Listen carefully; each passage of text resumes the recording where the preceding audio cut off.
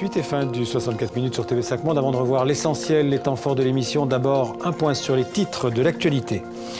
24 heures après l'annonce de l'exécution d'un troisième otage par l'État islamique, le Britannique David Haines, la coalition internationale se mobilise contre ce terrorisme djihadiste.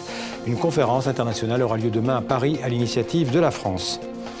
Près de 4 mois après la tuerie de Bruxelles, le musée juif rouvre ses portes dans la capitale belge. Une cérémonie digne et émouvante s'est déroulée cet après-midi en présence du Premier ministre belge Elodie Roupeau. Du sport en tennis, qualification de la Suisse pour la finale de la Coupe Davis. Cet après-midi, Roger Federer a donné le point de la victoire à la Suisse en battant l'Italien Fognini en 3-7. Et puis en bref, on vient de l'apprendre, un soldat tchadien de la force de l'ONU au Mali a été tué aujourd'hui près d'Aguelok, c'est dans le nord du Mali, par l'explosion d'une mine au passage de son véhicule.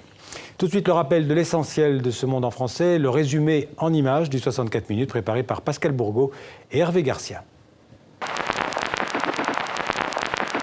David a été assassiné de la manière la plus horrible et la plus brutale que l'on puisse imaginer, par une organisation qui incarne le mal. L'islam est une religion de paix. Ce ne sont pas des musulmans, ce sont des monstres.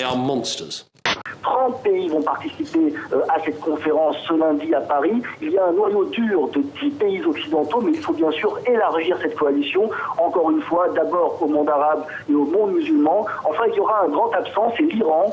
Ce qui est difficile, c'est qu'on a naïvement pensé que notre gouvernement faisait tout ce qu'il pouvait pour le ramener.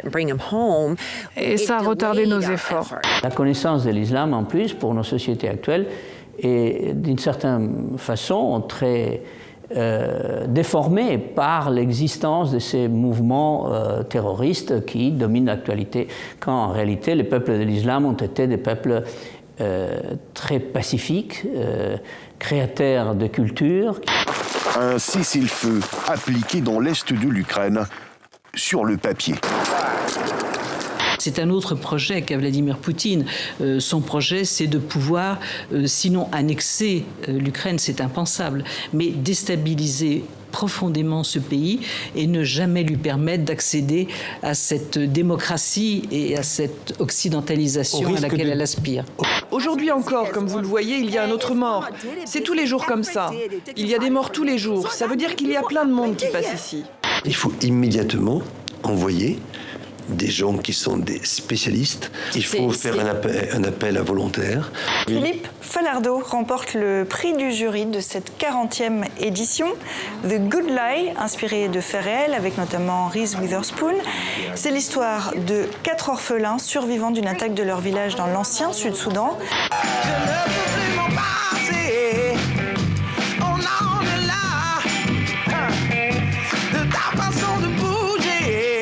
Je pense que les rêves, c'est assez moteur chez les humains, quoi. On a besoin d'avoir des rêves, en tout cas, il faut les conserver, il faut les identifier, il faut les regarder, faut pas en avoir peur, et puis il faut apprendre à les réaliser, quoi. Mais où est notre où est notre bar? Il dit où est notre bar? Quand lui, il était calé, au moins faisait les 2-1.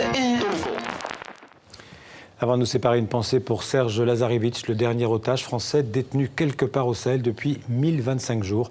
Pensée aussi pour tous les otages détenus par Boko Haram au Nigeria.